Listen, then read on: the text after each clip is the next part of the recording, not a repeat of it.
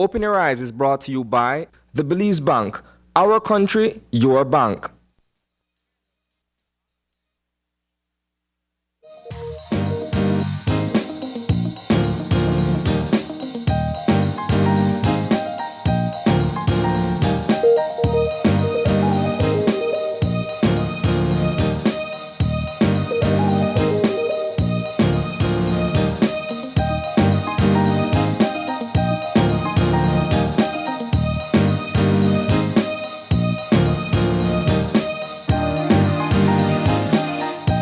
Good morning and welcome to Open Your Eyes. Start your morning right. I'm April Martinez. And I'm Paul Lopez. And good morning on a happy Thursday morning. Friday Junior. Friday Junior. In Open Your Eyes. Yes, yes.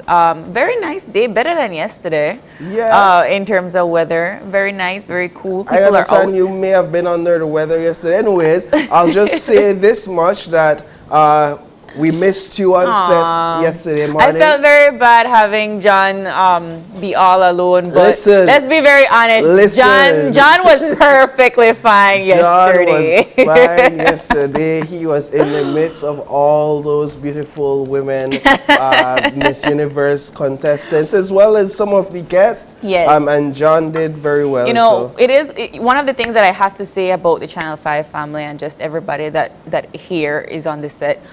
We truly do our best to still accommodate our viewers. We do our best to accommodate the people that tune in every morning. So regardless if I was not here, John was here to fulfill the necessary conversations for the show.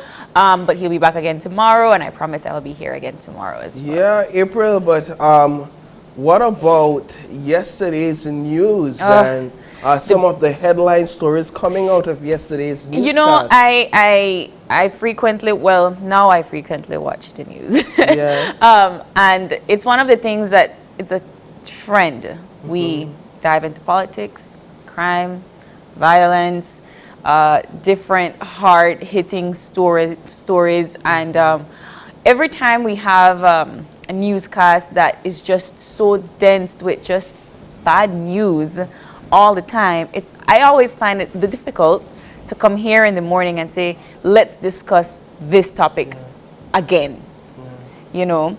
But just for a synopsis for our viewers for this morning, a few things that are coming out of the headlines. There was that raid.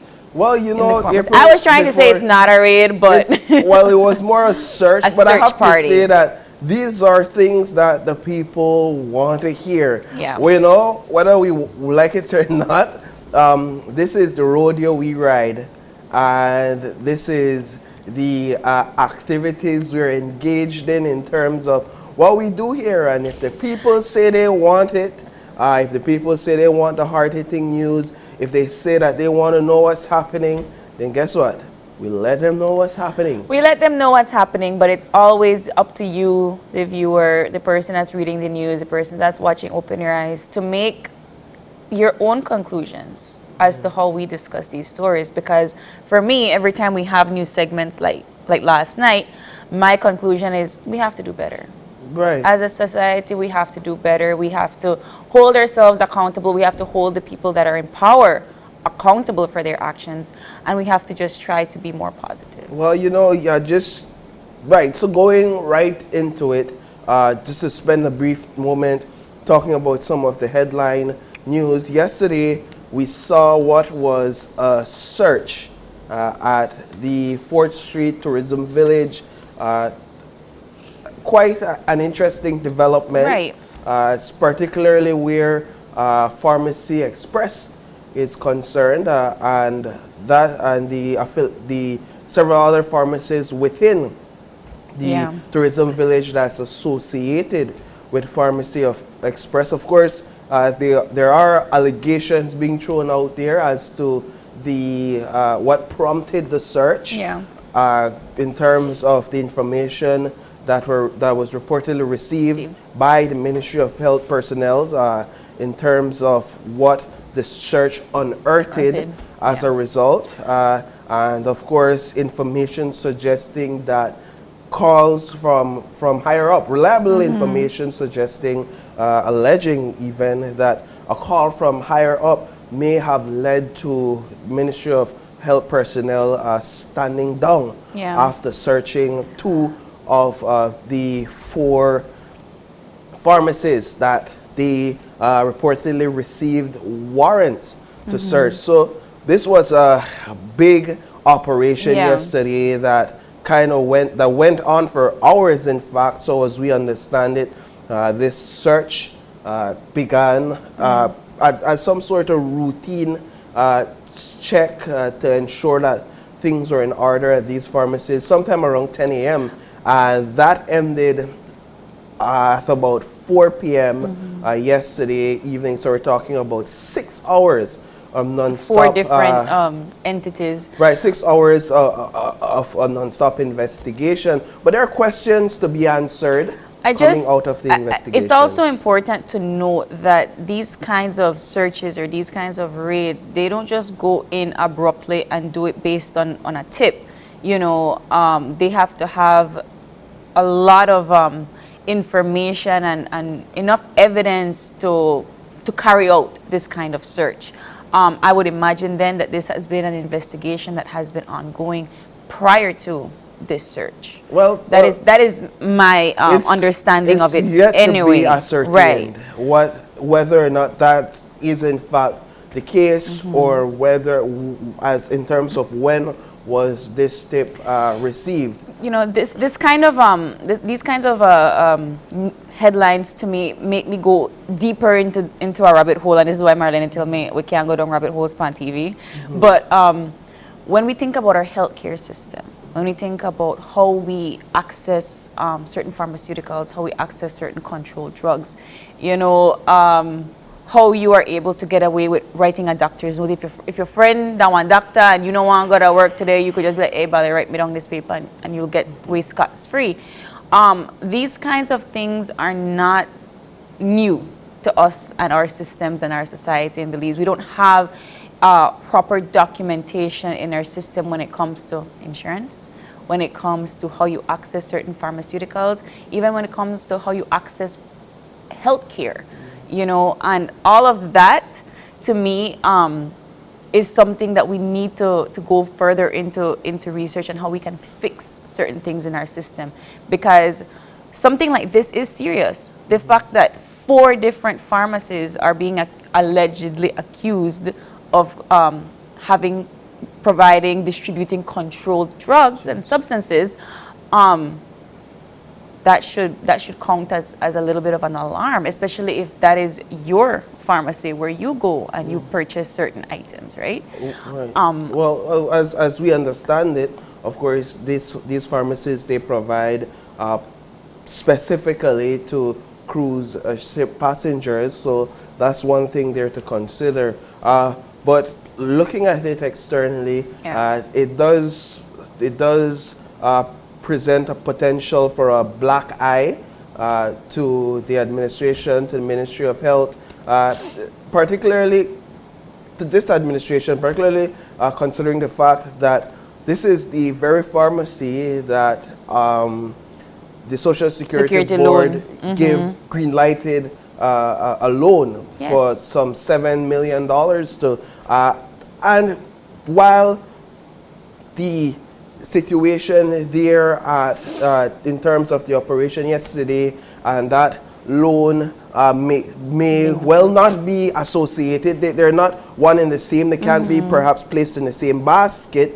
At the end of the day, you know how we Belizeans do it. Oh, that one there dirty, and you put your money where dirt there, allegedly. But you know how we do it, and so at the end of the day, I do see where perhaps there needs to be some damage control. Which is what leads me to believe that this investigation had to be something ongoing before they went in and conducted their search. Right. Yeah. So what we'll be seeking to do today is to get some clarity. We already spoke to one attorney from the representing Pharmacy Express, and they clearly stated to us that it was according to them, it's an unlawful search, and there seems to be moves now to kind of bolster up their position by somehow presenting a lawsuit against the government of Belize, particularly the Ministry of Health and Wellness,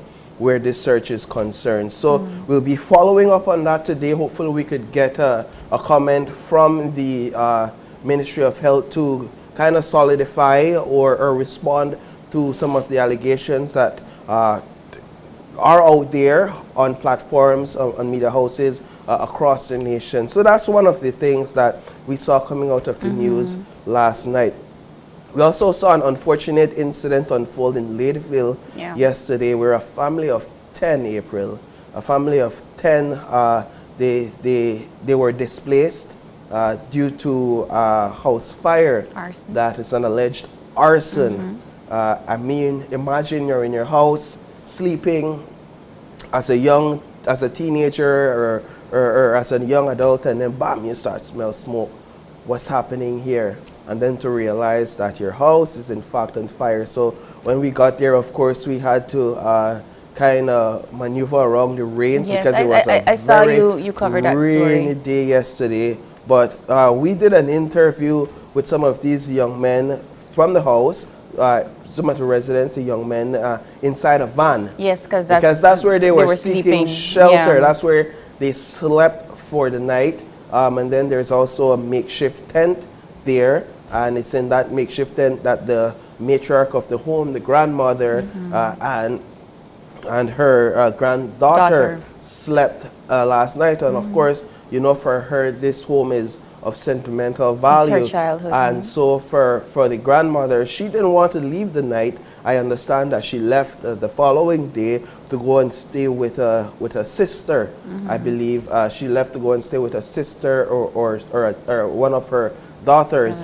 But thankfully, nobody was hurt. Nobody was hurt. Injured. One, as well, you know, when it comes to family, fire, when it comes to family, we'd say sometimes that our pets are our families, and so the young man that we spoke to, he had to leave his dog. He didn't have enough time to save his dog, so he lost his dog. But when we spoke to the chairman of the village yesterday, he had informed us that in fact they were making efforts to assist the family. So they were putting up the family, at least plans were in place, in motion to put the family up in an apartment or a house for the next 3 months while they figure out how to rebuild for the family. And in the meantime, they were preparing to provide the family with food. So that's good on the part of governance in terms of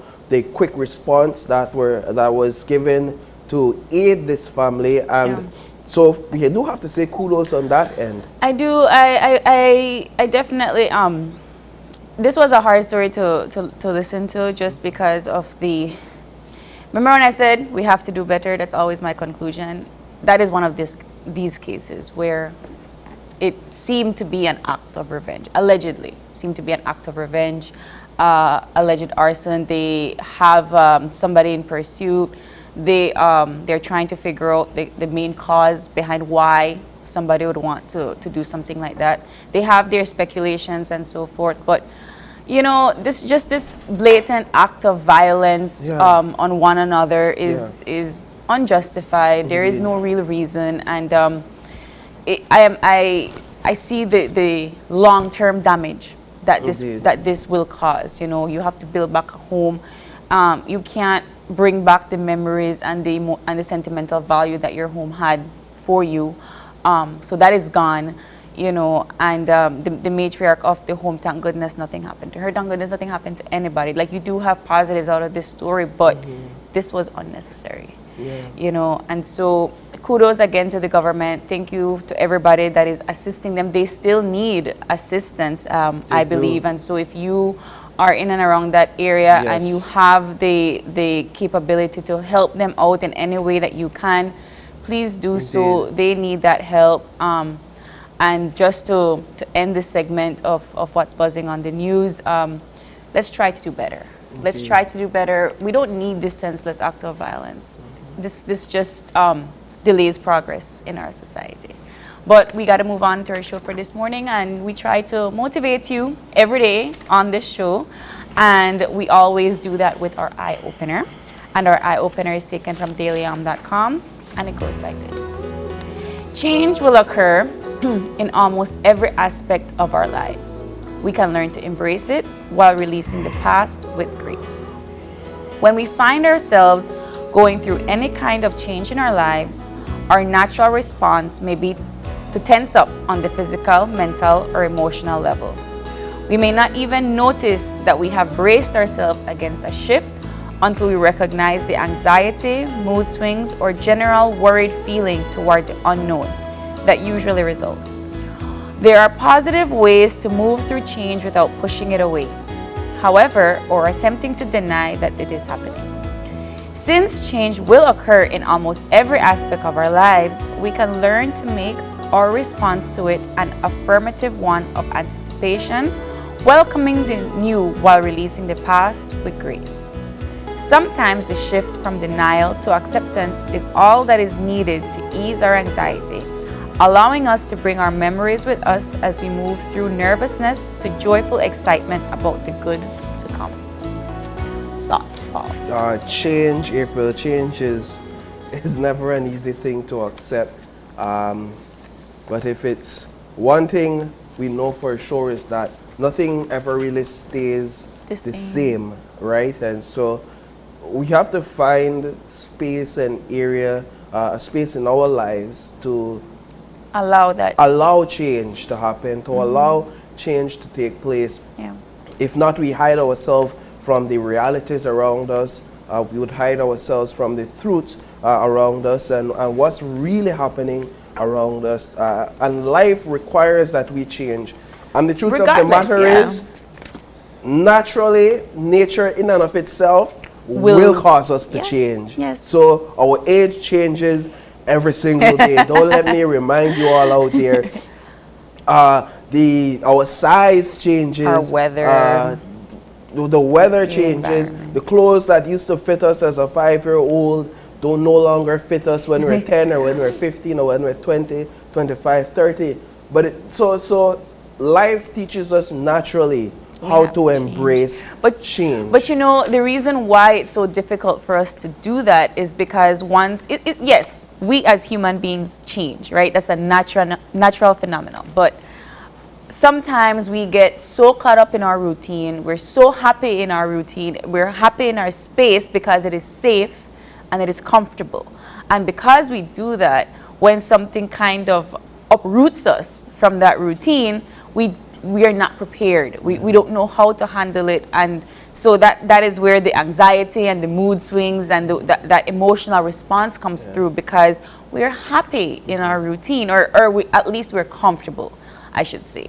But life is not going to give you these changes without some sort of light at the end of the tunnel, or you have to be positive about that change.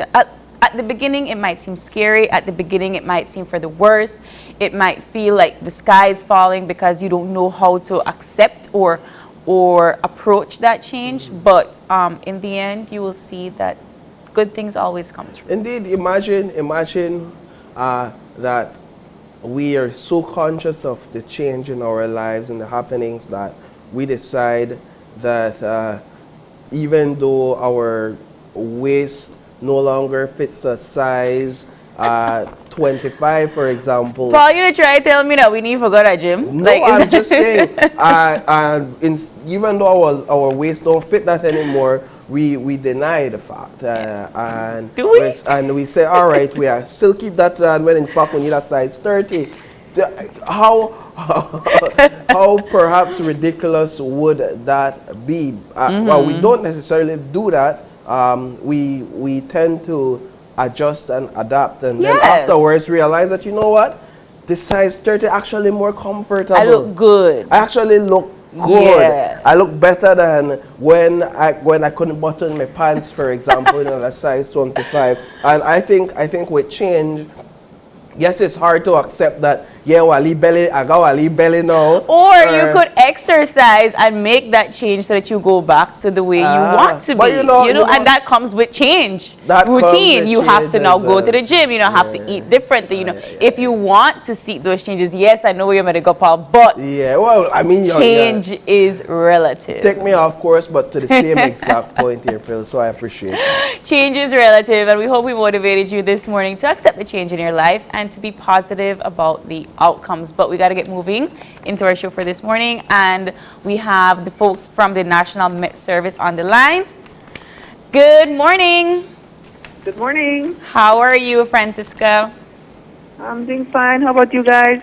Right, Fine, yeah, thank hoping you. that there's positive in the Any weather change? forecast for this morning. What will be the exchange if I give good weather? I got coffee. You drink coffee. Okay. Francisca, tell us the general situation for today. Sure. Okay, so the atmosphere is still relatively moist and unstable, but it will be contained over most of the south for today and tonight.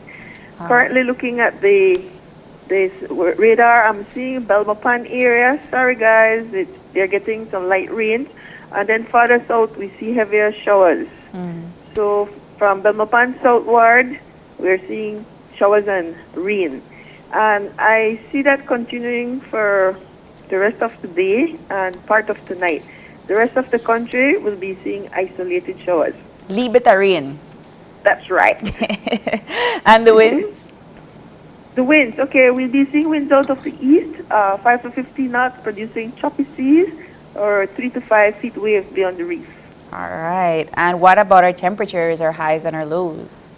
Okay, not too bad today. I'm seeing 87 along the coast this afternoon, 92 inland, 80 up in the Maya Mountains. Overnight, 80 along the coast, 73 inland, and 68 up in the Maya Mountains. Okay. And what about the outlook for Friday and Friday night? Okay, I am seeing Libeta rain, isolated showers, isolated thunderstorms, and I will project that to Saturday as well. So All right. I'm seeing pretty good weather for Friday, Friday night, Saturday, part of Saturday night. All right. Are you able to tell us, perhaps give us some details on the amount of rain that we experienced across the country yesterday? I haven't looked at it yet, Okay. but I'm seeing probably 3 to 4 inches. Ooh, So a lot of, Yeah. that's a lot. That's a lot, yeah. yeah. Any tropical update for us, Francisca? Okay, at this time, it's pretty quiet. We only see some tropical waves, but we're not seeing any significant features with them. And as usual, we have our stargazing forecast. So we're seeing that the impacts along the beach will be minimal to moderate. All right. Well, you gave us the warnings, Francisca. Thank you so much. And Yep. stay dry. Okay, you're welcome, and you too. Have a good one. Take care. Man, Belmopan, yeah, wet today. I don't even know if I want to go back the campus today. Still a Yeah, city, but man, still a you know, Belize. but you heard it here, folks. Those that are in the central and south part of the country, please get your umbrellas and your boots on because it's going to be a very wet day. But we got to get moving into our show for this morning, and we have 3 lovely segments lined up for you, beginning with Belize Project Belize, which is very different from Belize Project. And they will be in studio to talk to us about the various ministries that they serve under the project. It's not what you think. So stay tuned for that conversation. Interesting. And then in our second conversation, April, will have the cyclist that represented Belize at the 2022 Birmingham Commonwealth Games. And they will join us to tell us about this experience. So one of the cyclists tell us about his experience, actually, being one of the only cyclists that had the best finish in the Caribbean region. And that is, of course, none other than Mr. Oscar Quiroz. Yeah, bother that.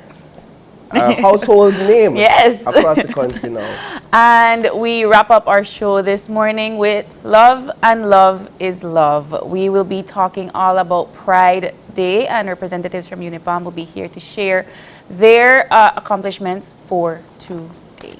So stay tuned for that. But before we get into all of that, we got to take a break, and when we get back, we'll have our first conversation for you this morning, live on 5.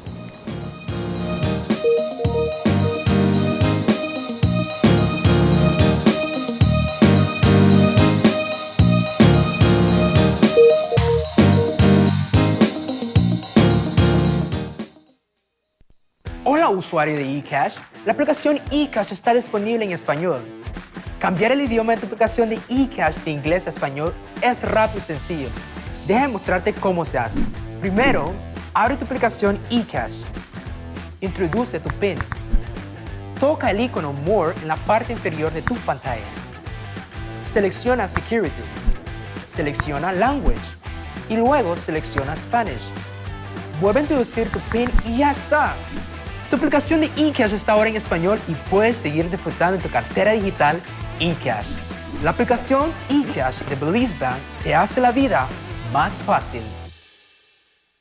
It's a cool back to school with tech tools from Cellular World. Beat the heat with the best prices on back to school supplies ever. Phone starts as low as $59, tablets at $155, and Chromebook bundles starts at $549. So come on in and enjoy massive discounts. 1-year warranty on all Samsung Galaxy phones and tablets, and get free SIM card data and bonus credit on selected purchases only at your #1 tech provider, Cellular World.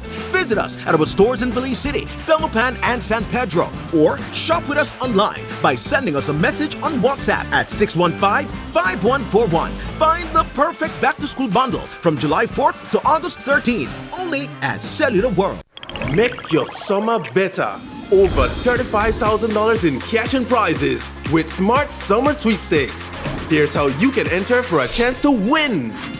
Purchase any device, sign up for a smart postpaid, broadband, or VoIP plan, use $50 or more regular prepaid credit, do a SIM swap, or text to the short code. You win 8946. And in the body of the message, enter the number of inches you would like to purchase. Each entry costs only 50 cents. Don't waste any time. You can be the winner of weekly prizes starting July 1st. All methods give you more chances to win. Airline tickets, overnight stays at numerous resorts, cash prizes, gift certificates, and much, much more. One lucky person will win the grand prize of a $10,000 shopping spree courtesy Court and Smart. Promotion ends September 16, 2022. So make your summer better by getting in the race to win with Smart Summer Sweepstakes. Smart, bringing people together. KTV. Vote for your favorite KTV contestant by texting the number of votes followed by a space, then your contestant's number, and send it to Smart Code 5885. Here are this week's contestants. Amor prohibido murmuran por las calles, porque somos de distintas sociedades. Este frío noviembre cuando las hojas caen a morir por siempre. Noviembre sin ti es sentir que la lluvia. Y tan solo con desprecio me has pagado y ahora ves. Si una vez dije que te amaba, hoy me arrepiento. Si una Tu mi vez devi seppellir e seppellire lassù in montagna. A veces solo una gota puede pensar la sequía. ¿Y para qué llorar? ¿Para qué? Remember, voting ends on Sunday at midnight. And don't forget to tune in every Tuesday, live, only on 5.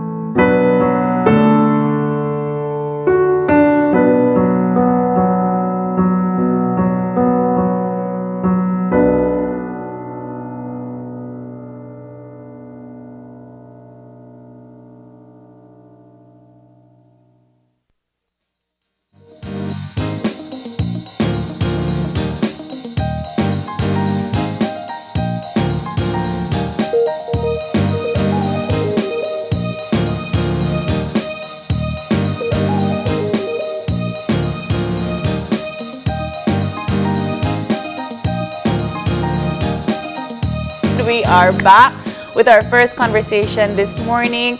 Joining us in studio talking about Belize Project Belize, we have Ismael Vallegos, who is the founder of Jacob Farm. Good morning. And then we have Mario Castellanos, who is the chairman of Belize Project Belize. Good morning, gentlemen. Good morning. So before we came on set, when I was researching Belize Project Belize, BelizeProject.org came up. And I was wondering if that was the same thing, but you guys have already said no. So tell us about Belize Project Belize and how it is different from these other projects that we see online. Okay, the Belize Project Belize was registered about 4 years ago, and it did. It originally was part of the BelizeProject.org. Okay, they were there, and to a certain extent, they're still part of us, but we had to register ourselves here in Belize to be able to function as a registered institution for the work we were doing. We were trying to bring that Belize Project USA here, .org, but for some reason it wasn't working. And so what we do now, we partner with them. So we are partners in that sense. And but the Belize Project Belize actually originated with the idea of with the birth of the rehabilitation center, Jacob's Farm. What happened is about a little over 15 years, we started the initiative of a treatment rehabilitation center in Quiroz. And that was started as I sought to help two gentlemen, are very close people to me. I took them to Chetumal, Mexico, and they went to a rehabilitation there, and it was then that when they came back, they came with the idea, we need to do something like that. So we had a little piece of land out there that we were trying to do fish farming, which was not heading anywhere. So they said, why don't we use that for that? So it was with that concept that we started. Back then, we knew very little, or to say practically nothing, about treatment or rehabilitation. We just wanted to help people, and we had this piece of land. We built up a little house there, and we used to take people there on weekends, pull them away from the alcohol, particularly the alcohol problem. And so the idea of Jacob's Rehab started growing, and that's when our friends from Nashville, the BelizeProject.org, came along, and they liked what we were doing, and they started getting more involved, helping us with the infrastructure. So hence the Jacob's Farm started to evolve as a Belizean, as a national endeavor. And need to mention that from its inception, the National Drug Council, NDAC, were working with us closely. In Quiroz, the office and the person there in charge was very much supportive. And so we were doing what we could. So as the years went by, the infrastructure started to grow, as well as a capacity building in terms of people trained in the area to be able to help these men, because it's not just having them there and away. We need to equip them with the tools necessary to be able to come out and be again productive citizens in society. So that's where we have gone so far for the past up to maybe 15 years now. And then, but our friends from Nashville who were also helping us had a bigger vision. They also went visiting schools, and they supported schools, so they got involved with education. They did some micro businesses support, and so they expanded. I think Mr. Castellanos could speak a little more into that, where they all are. And so we saw the need of so Jacob's Farm was first organized. We registered Jacob's Farm. And then, but since we were working together, they said, what about this other work that we're doing? What happened to them? So we had a conversation, and they finally agreed that, why don't we also have a Belize Project registered here to be the umbrella organization for all these other ministries. So I just wanted to, before we continue on to how Jacob's Farm has progressed. Let's go back to its inception Okay. to talk about what the space looked like at the time in terms of rehab centers across the country. What was the space? What was the space like? Yeah. So give us a little bit more insight on the inception. What did it look like? You know, before now you have Before this. what we have. Before what we Yes, get. it was really a little spot in the middle of nowhere, so to say. It was like 5 or 8 of us men who went there trying to start a fish project. Yes. And we realized that raising fish is not as easy as we thought. Yeah. So most of the men abandoned it. So it remained there until the idea of a rehab came in. So it was a little, maybe 1 acre cleared spot that we cleared with machete. We had a trail that we walked in there, and it was kind of very interesting. Actually, every Saturdays we used to go there to help clear the area. So it was very, very small. Okay, were there other centers at the time?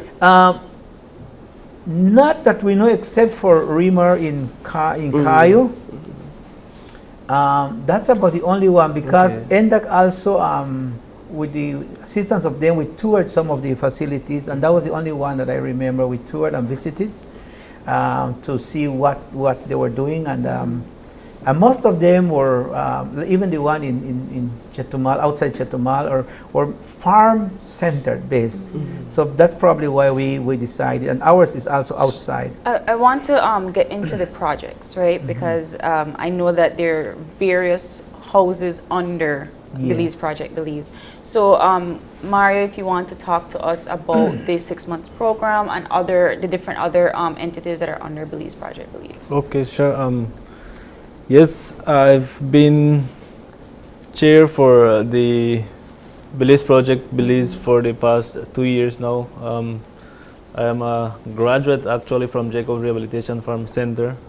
So I completed my program 8 years ago, and then started working along with them, because that I feel that what I've been given or offered in Jacob's Farm, in essence, I feel like giving back to society what I was given. So I was invited to work along with them. So I started 2 years ago, and I was introduced to all these other ministries that the Belize Project is working along with, which is Jacob's Farm, which is a 6-month program where we offer them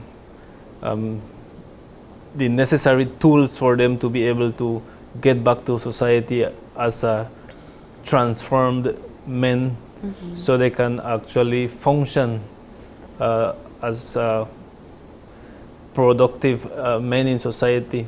We also have Dorcas House, which helps with battered women who suffered from violence, from this same alcohol issue, you know, that because of the alcohol, well, I was personally one of them, and you're out of control, you reach home, start to fight, beat your wife, your children get afraid. So Dorcas House is focused on providing a secure place for these battered women who are experiencing violence from this alcohol or drug issue. And another ministry that we're working along with is Restore Ministries. Restore Ministries is a ministry that helps us deal with life controlling issues. Not necessarily being alcohol or drugs. The society today has attached so many things that take us away our freedom to enjoy what life should actually be to ourselves. A lot of us get stuck in some area of our lives that we simply don't know how to move on. So Journey to Freedom is a program that helps us identify who we are, what our struggles are, our weakness, and how to be able to move forward in life. That Journey to Freedom has been in Colby Foundation also for the past 8 years. And we have been serving for over 1,800 men and women who have gone through Restore Ministries and have been out there and being active as transformed persons into society again. So those are the three houses, three different areas. There's others? We have the entrepreneurship as the micro business, as Mr. Ishmael said, where we help men or women that have a vision of starting small business. So we give them a hand in financial support. We walk along with them, have accountability with them, help them grow and to be, especially women that go through this violence or these problems with they get divorced or separate. So we give them a hand to them so they can be dependent in a way. They can provide an income for their kids and for themselves. So I want to hear a bit about your story, Mario. If you would tell us at what point did you realize that you needed the help and you sought out the help? Well, it's an interesting story because it's very difficult to identify that point where you realize that you need help. I started consuming alcohol and cigarette at the age of 12 years. And at the age of 24, when I felt that I reached rock bottom, like they say, I reached to a point in my life where I felt that I couldn't continue that lifestyle that I had. I got a lot of incidents. Honestly, only God knows how am I alive. I was stabbed with a spear gun, actually. Good thing nothing from the inside was damaged.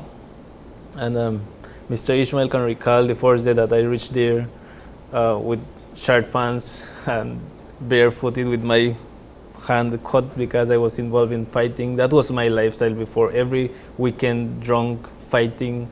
At a young age, that's you're trapped in that toxic lifestyle that you believe that you are capable of doing anything that you want, not realizing that you are just destroying yourself. I reached to a point where I was involved in a fight. That was the last time that I literally get into a fight with my own brother and brother-in-law.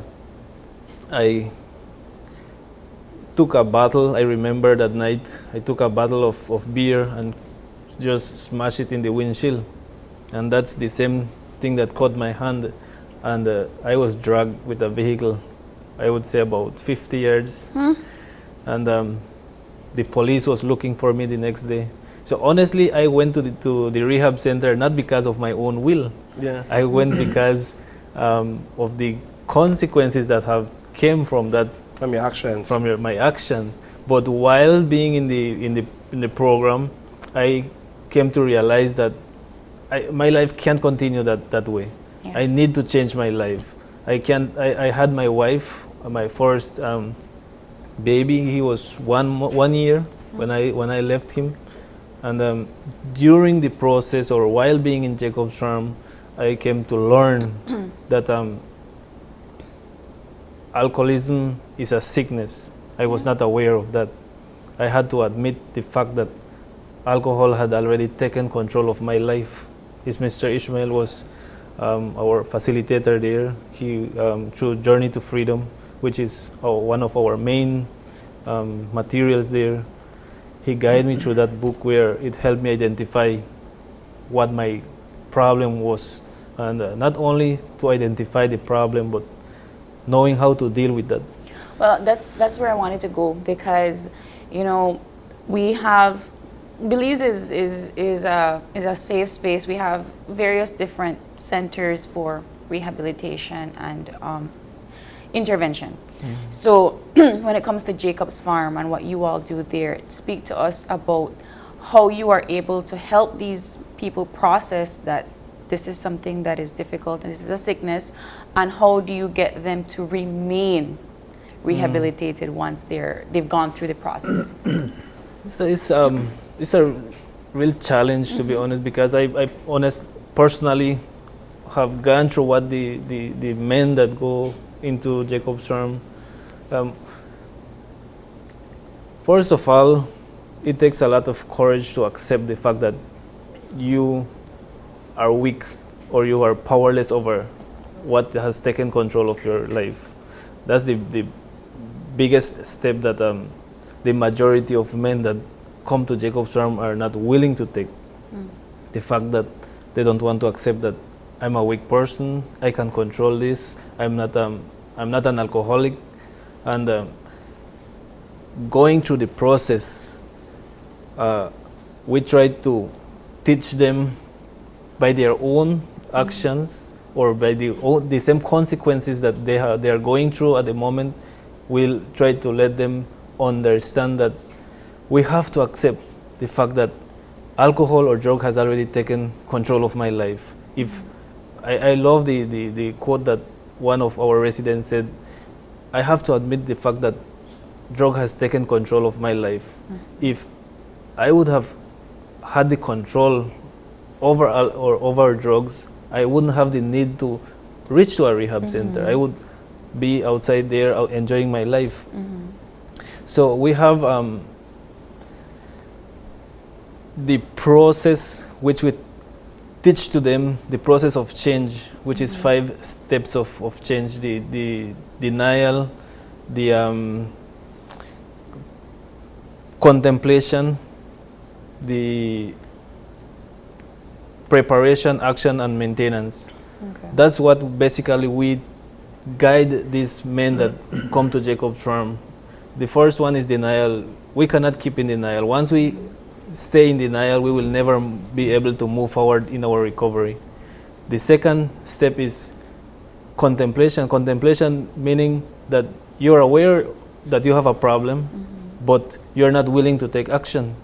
Preparation is where they have admitted that they have a problem, and they start to look for the tools that they need to make that change happen in their life. Action is where they are fully committed on changing their life, and the maintenance is where we help them or guide them through a personal plan of action, where they will set their blueprint for themselves, so when they come out from Jacob's Farm, they have an idea of how they will reintegrate and how they will continue with their recovery.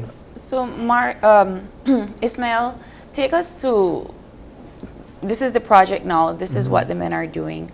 How many people are involved in Jacob's Farm to assist with this process? At present, I think we have about 6. 6 people? 6 people.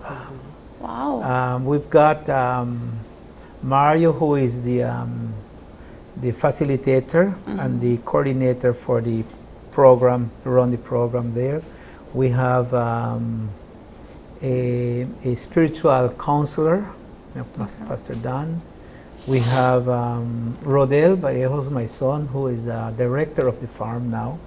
And we have our accountant, Ms. Diana, who is the accountant, secretarial, who does all the work for us in terms of logistics and bookkeeping. Oh, and then we have our security, 24/7 security there at the farm. We have AA. Oh, and then, you're right, it's bigger than what I thought. And then we have the AA facilitators, Alcoholics Anonymous, who goes there in twice a week. So, it's been growing, and I am there now more at the back. Kind of. I want to tap a bit into your experience, because when you hear stories like that of Mr. Mario coming from that life and that lifestyle to now being the chairman of Belize Project Belize. I mean, come on, you could hold your chest up and say, by grace I've been able to get where I am and accomplish what I've been able to accomplish. And I'm sure, Mr. Ishmael, throughout your years, you've heard many stories of defeat, men in defeat, as well as men who've successfully completed and gotten over, or at least defeated their challenge or addiction with alcohol or drugs. What do you think is perhaps one of the main challenges that men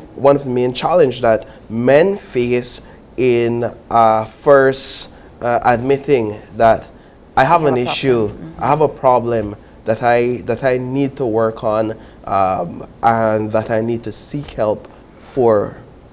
I think it's probably more common with men, and that's to accept that you have a problem, because that's where I came here because not because I have an alcohol problem. I came here because well, I want to see what's different here. Oh yes, I came here because I want to do this because of my wife.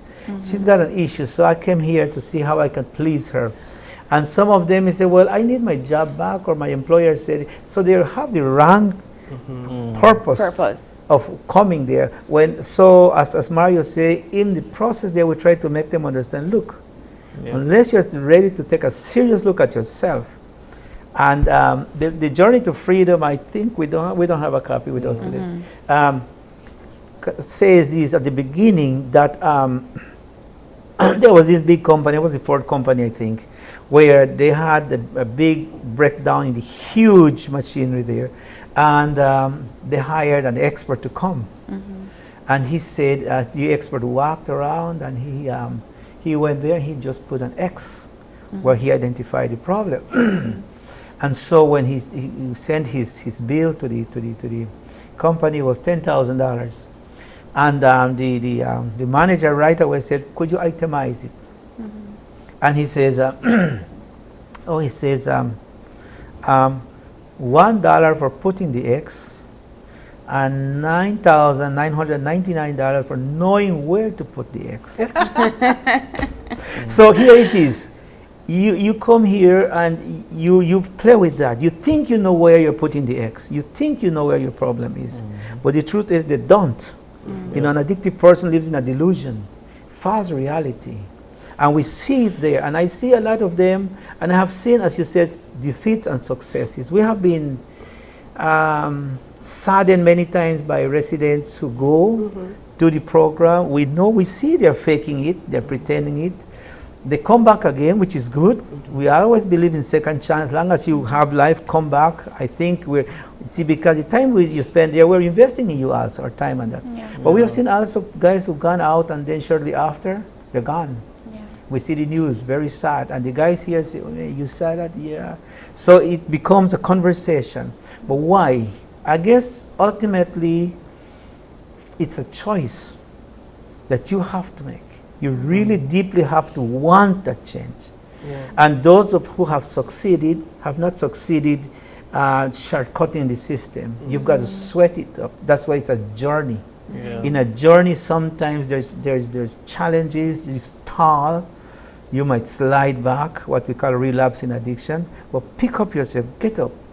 Just know that this journey must continue. Let me ask you one final question, and then I'll hand it over to April. But in the process, how does the farming aspect help in the rehabilitation process? It is part of the therapy. We called it work, and I think there's another name now that they're using, work therapy. Occupational therapy. Occupational therapy. And make it more professional. More professional. And so they're these, amazingly, these guys who go there are very talented. They're very skilled in doing things, because this is what they do to survive. They learn to make handicraft. They can do farming, they can do all kinds of crafts, And there was a time that we were selling beautiful things made up of tires, birds. They painted it, they just do. So then the farming aspect is one of the things we really move, because we encourage as much as possible the production of what they consume there in terms of veggies, plantains, cilantros, tomatoes, that goes on the table, first of all. And if there's any surplus, of course, we can sell. But that's, and then, I've got someone here from Belize City when we started initially. He was deported from New York, I think. And you would see the big smile in his face when he saw a watermelon plant germinating. He said, man, look at this. But what? When he saw his watermelon, and we started harvesting. We came to this market here by Ponyard Bridge, I think, and they were selling, and he was bragging with another group of them. Said, I produced this, so it's a new experience. Yeah. And then the last thing I heard, he was taking care of a farm somewhere out. That's wonderful. For our viewers at home that don't know how to locate you, or how to find you, or how to contact you, can you let them know where you are? Yes, we're in Quiroz district, between Pachacan and Chanchen village. Okay. And there's a back road that takes you to Chetumal. Some people do the shortcut right now. They're working on that road. Hopefully that road will be paved and it's going to be a better road. So we are there. The phone numbers, Mario? Yes, the phone number. Yeah, you could use his. You can. Well, of course. Yes, Chairman. 610-9345. That's my personal number. You can contact there. 610-9345. Yeah, you can give me a call, and I'll be more than willing to guide you through the process that needs to be done for someone to be received at Jacob's Arm. But we are with the arms open to receive anyone desiring that change in their lives. Yeah. Perfect.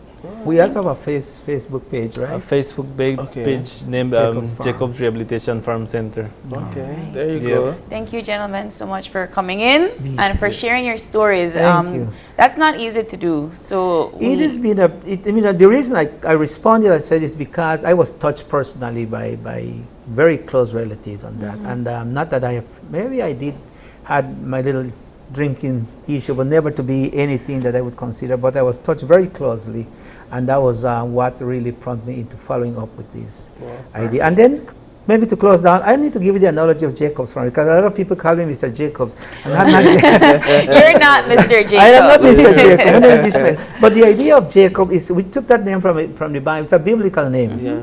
And if you know the story of Jacob was a guy who messed up many times. He stole the birthright of his brother. He cheated with his mom to get another blessing. And so he messed up big time, and he had to run away because his brother wanted to kill him. And I use that analogy because a lot of guys come like that. Like he chopped up, police was looking for him and all that. Many other guys come like that.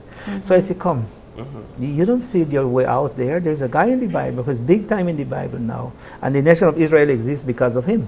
But he messed up big time, but he never disqualified himself. I think that is so important. I always believe in the possibility of change, never disqualified. And if anything, Jacob is an example. And sometimes I read them the story, and then they say, oh, really? Yep.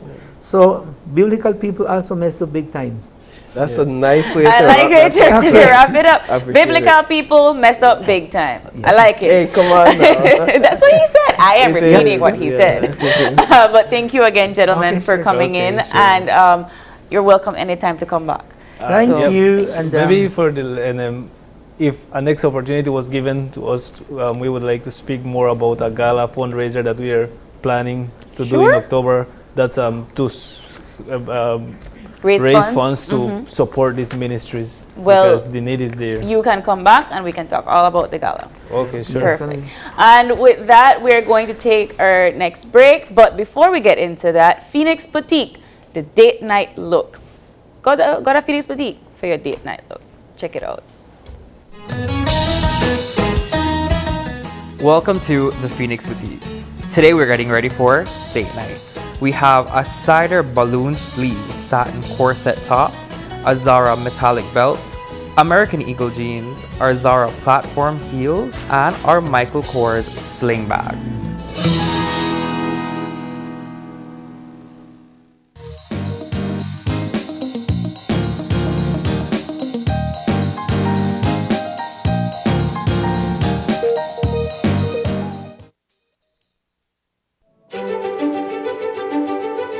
Technology is ubiquitous, and it's transforming how, when, and where we work. Full-Tech Systems is placing award-winning devices in the hands of information workers, allowing them to work without compromise in a world without wires, to innovate, create, and to maximize productivity anytime, anywhere, satisfying the needs of the desk-centric remote and field worker and every other worker in between. We are providing the industry's best devices to businesses going through the process of digital transformation. Partner with us today to provide the solutions that will allow your employees to work effectively and efficiently to enhance your customers' experience.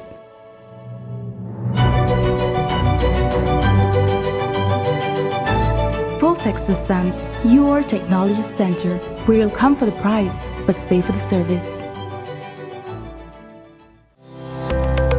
Galenia Hospital, located in Cancun, Mexico's premier tourism destination, is a state-of-the-art healthcare facility that provides highly specialized medical services. We are Quintana Roo's biggest private hospital with board-certified doctors and staff. Some of our services include Cath Lab, Adult Intensive Care Unit, Neonatal Intensive Care Unit, emergency rooms, operating theaters, ambulance services, and more. We are a medically accredited hospital by JCI, Accreditation Canada International, and General Health Council, providing extraordinary care in every specialty, from our cardiology department to our neurology center. We are focused on treating the entire person, body, mind, and spirit. Contact us at medicaltourism@hospitalgalenia.com or visit our website at www.hospitalgalenia.com. Come to Galenia Hospital in Cancun for a truly personal medical care experience. Applying for a Social Security sickness benefit? Here's what you need to know. A complete claims package includes 1. Sickness claim form fully completed by the claimant and medical doctor. 2. Salaries record form completed by the employer or HR representative. 3. Proof of bank account such as bank book, online banking, or statement displaying your name and account number. To submit via email, you need to take a clear photo or scan of the documents and email to claims@socialsecurity.org.bz. Be sure to include your full name, social security number, and benefit type in the subject line of the email. Deadline to submit is 14 days from your first day of illness. All forms are available on the website at www.socialsecurity.org.bz. Social Security Board, safeguarding you, your family, your future. Miss Belize pageant is back. Find out who will represent us at the most important pageant in the world, Miss Universe. It takes place on Saturday, August 13th at 8:30 p.m. at the Bliss Center for the Performing Arts. Watch it live right here on Channel 5 or on our Facebook and YouTube pages. It's an event you won't want to miss.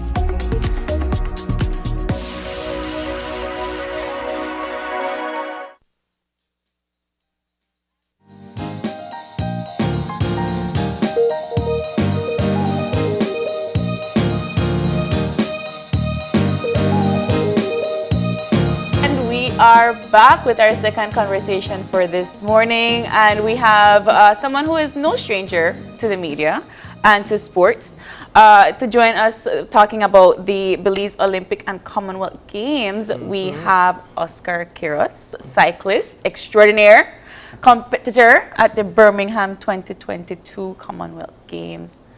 How's it going? Good morning, yes. All of a sudden, you stop talk. Yeah, AKA our future co-host. Future co-host. I'm recruiting on TV. You get real, man. That's why I say Yes, yeah, Carl. but it's a privilege I mean, first time on the set, to be honest. I always watch, you know, whether it's something cycling related or whatever you guys cover, I always be tuning in. But it's a privilege to be here finally. Well, we appreciate and, that. I'm very thankful for the opportunity. Well, your face and name is known across the country. So for us, it's a privilege to have you on set, and it's an honor to be able to interview you in front of our audience. You've competed in so many competitions across the world, right? And so your recent competition was in Birmingham. I didn't even realize that you would already be back from that competition. That was quick. Tell us a bit. Right? 2 weeks. Yeah. Tell us about the experience. So, you know, I mean, when athletes hear Commonwealth Games, most of them, at least in the country, you know, you'd consider it as the second to Olympics. Now, Olympics is the highest, obviously, and that takes a little bit more qualification points. However, with the Commonwealth Games, in this case, once you're a Commonwealth country, you do get an automatic participation. It's just who I'll go for what or what you represent, right? So, depending on which games you go to, like for instance, like in Australia, we had a different setup in terms of the contingent that went, right? So this time around, we were allowed 7 cyclists, right? 2 females and 5 males, and that was bigger than the one that we sent to Australia, right? So just to get an idea, getting these spots is hard to get because we have a bunch of different athletes trying to compete for this 3 spots, 5 spots, and it makes it hard because to get in there is a little bit difficult. So I think like 2 weeks ago we had interviewed Ashanti Carr, who's already over there, and so we had her via Zoom, and she was talking about the different people that you guys have met along the way and so forth. But how do you qualify for the Commonwealth Games? So I believe the qualification would come internally in terms of your own respective federation or association, right? So in my case, I would have to be selected by my federation, which is the Cycling Federation of Belize. They would have different events, inclusive of national events. Well, everybody knows the cross country. These are different selective races that they use as somewhat of a points system kind of or evaluation kind of races, and then leading up to that event, then you would then just be selected based on the performance or the consistency of your performance, because you don't necessarily have to win all of them, but you have to be at least show some kind of consistency. Being that, I mean, if you're fit, you will show up. Trust me. So I don't think anyone questions your ability to perform at a high level consistently. And you did display that at the Birmingham Games, the Commonwealth Games over there in Birmingham. Let's talk about your ride and what that experience was like. So I did both disciplines, which was the individual time trial. So that's the one that you race against the clock for the individuals that might not know. And then of course you have the road races, which is everyone together and you race, for 100 miles or so. So no big deal or anything. No big deal. 100 miles. What's 100 miles, right? Nothing much, right? So I mean, but ideally the experience was it was a lot to take in, especially as a small nation going against these Tour de France guys. Like literally, like what you see on TV, you're meeting these guys right beside you. You have to really keep it together, not to get too starstruck or so. If I'll put it like that. And it's just ridiculous. It's just a ridiculous experience. It's hard to just explain how it feels, but in my own words, I would say it's like you have a bunch of different emotions flowing, right? You get nervous, you get anxiety because you have to compete against these people right now. But then at the same time, it's like, shucks, I finally get to meet this guy. I ride behind her, I ride beside her, I mean, it feels so out of, well, yeah, that's the idea, right? But then you start throwing the first slick, then they're like, all right, well, okay. That's okay, right? So, I mean, but riding beside these guys, man, even, they're Olympians as well. So it's like, you have to consider yourself somewhat of a quote-unquote big time. Wow. So you have to respect yourself as that. I mean, you're there, everybody respect you as an athlete. You're there for a reason, for a purpose, and it means that you're good. Exactly. Right? So we as Belize, you would have said, well, yeah, Belize, you're not really good, but when you go to these games, honestly, people see you different, right? And you have to respect yourself as an athlete when you get to that level, right? And that's what we have to take in when we go into these big games like this. I would imagine they it's also because they don't downplay your skills and your ability as their competitor. So they don't look by you and perhaps say, oh, I will take me off at that one day, because they would potentially understand potentially that if they slip up, you're there right behind them, and you could actually win that. Talk a bit to us about the course that you had to ride over there, and how it's different or similar to the experience you've had in Belize. So it was for the TT specifically, the individual time trial. That one was very, very technical. If whoever watched it, they would have known that so many guys crashed in that race, inclusive of one of our guys, Giovanni Lovell. Unfortunately, he went down. You know, the curves were so small. England roads are so small, right? It's so narrow. And they have so many things on the side, that so many obstacles along the roadside that it's ridiculous, honestly. And People it's the first time. those. Yeah, 2 cars. Man, come on. Yeah, so it was an eye opener for us, because we've never ridden in England before. And being that we're going into this course, not just riding the thing, but we're racing this thing now. So you're going at as fast as possible, but trying not to die. Okay. You know? So then, before you get into it, the terrain, do you get an understanding of the terrain before you ride, or you just go in blindly? Yes. For these games, they do provide, like, at least between 3 or 2 weeks prior to the event, they do provide what we call a race profile, right? They show like the basic elevation as well as the technical course. But trust me, I've watched the video like 7 times, and when I ride it, complete different thing. When you actually experience this thing from a bicycle, it's a complete different thing. So no going down the Hummingbird Highway, may I prepare you for that? No way. Okay. No way. I mean, that road is straight. No. Right? No. No, it's straight, right? So, I mean, considering that, I mean, we did our study, we did our research, we were providing information, but getting the experience, we actually did our recon prior to the event. But I mean, it's just a day before, and you only get 1 chance at it. So you have to really take in everything at that 1 chance. And then you go at it full gas. So, but you can still make mistakes. I mean, not everything you remember, and you have so many curves that we went into, so many obstacles that we faced. A lot of climbs were in there, not maybe mountainous climb, but a lot of punch climbs. Yeah. So that's what made it a little bit harder. And even the professionals, they shared with us. They said, well, you know, this thing was difficult. Like the TT was difficult, very technical. I mean, World Pro guys crashed too, right? Messed up their bike and stuff, and it just comes to show you, it's different than what we're used to here. Here we're just out and back. Belize roads are wide. You know, then go down the road, like, probably on our shoulders, but that's fine. You know, we go down the road, it's easy to maneuver. So how do you feel about your performance and the outcome of the race where you placed? So the magnitude of this event, this is huge, right? How many it's huge. countries? 72 countries. Yeah. So that's a lot. Yeah. Right? That's a lot. I think, I'm not sure about the number of athletes total that went, but it's a lot. Thousands of athletes. Tough competitions, right? And for people to understand this, it's a bit difficult because you're not there.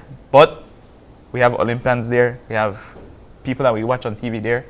It's a big event, right? You keep stressing that. No, I stress this because it's hard for me to explain, Have right? you ever gone on the website and look at the stats for the Birmingham Games? It's a lot. It's a lot. Yeah. It's a lot. I'm not sure if you watch all the openings and stuff. These are huge events, and so taking this into consideration, coming back to what I did or what we did as the Belize national team, I feel like we went out there to do our best, and being realistic, just to finish this race was a big thing. Yeah. Wow. Right? Just to finish this race was a big thing. You had 129 cyclists that lined up that day, right? Just to get an idea, and all this, 72 I think or so finished, or around that area. Wow. So like half almost finished, right? So it just comes to show you, and everybody. What happened to others? Well, you know, you either get dropped or you get in a crash or something. You know, there's several different stuff that could take you out the race, whether it's fitness or stuff. You know, but the thing is, it's like, that's why I said to finish this race is a big thing. No, I didn't even, if you may tell me that I mean, I finished this race before again, I'm going to tell you you're crazy. How many miles? How many miles? 100. 100. Exact 100 miles. 100 miles. Yeah, exact 100 But miles. don't we ride more during the cross country? But not at the same speed. Okay. So we average for this, just to get an idea, 100 miles, we did it at 26.5, or 26.7 miles per hour. What's the average in like cross country? Just to like 23 point change. Okay, so you're talking about three, 4 more miles. Yeah. And 1 mile per hour more is always a lot. Of course. Always a lot. You drive and you just say you have to add more mileage there. So if we did the same cross country route with the same guys, obviously we may have broke the record by far. Really? Wow. Easy. We may have broke. I watch my stats, watch all my numbers. I've never done that kind of race ever we before. don't know who will win cross country next. Well, so you basically put up a personal best. Personal best for this competition. For this Commonwealth Games. I've never done 100 miles so fast, so with so much power, because we have a power meter. How many hours did it take? 3 hours and 30 something minutes, I think. I'm not sure. A personal best. Yeah, 3 hours to cover 100 miles. Okay, so how you feel about doing that? It was an accomplishment for me. I didn't even know I could have done such a thing. Honestly, I was pushed to my limits. Literally, I told myself, you know what, I won't even look at the numbers because that won't mess with my mind. Right? So I just started watching the wheel in front and hoping that this guy in front don't lose the wheel of the guy in front of him too. You know, because what they say, once the belt pop, that's it. You're done. Right? And it's so many guys, 100 and something guys. You know, you just need 1 or 2 guys to lose the wheel and that's it. So Carlos, Oscar, sorry, did you go and compete and then just come back?